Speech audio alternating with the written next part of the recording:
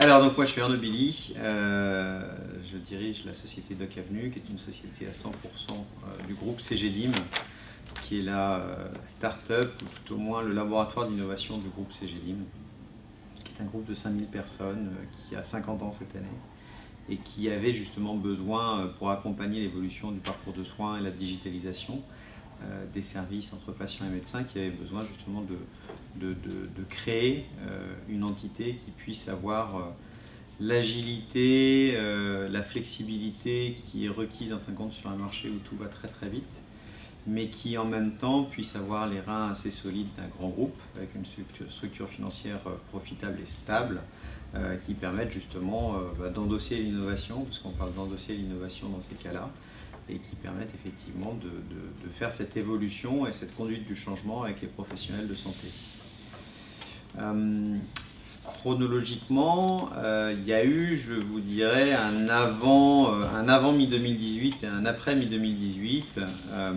Précédemment, en fin de compte, CGDIM avait déjà cette marque Doc Avenue, donc on faisait déjà ce que l'on appelle de la prise de rendez-vous en ligne pour les professionnels de santé. C'était à l'époque hébergé au sein d'autres entités du groupe, puisqu'on adresse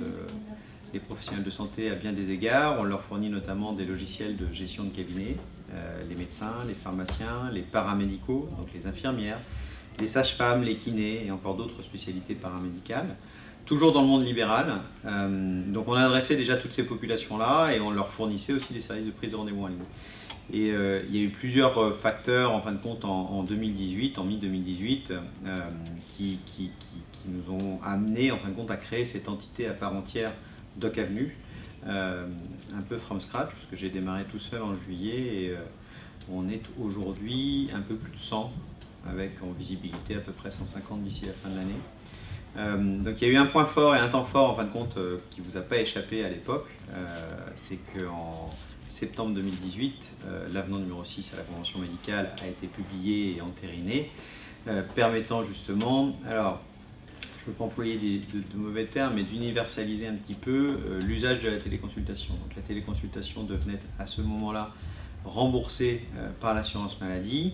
sous couvert du respect des conditions fixées par l'avenant numéro 6, qui sont très rapidement de faire préférablement sa téléconsultation avec son médecin traitant, d'avoir vu son médecin traitant dans les 12 derniers mois, et si ce n'est pas le cas,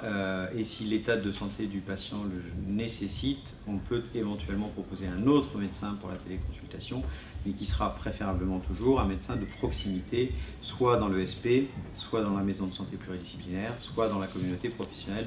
territoriale de santé.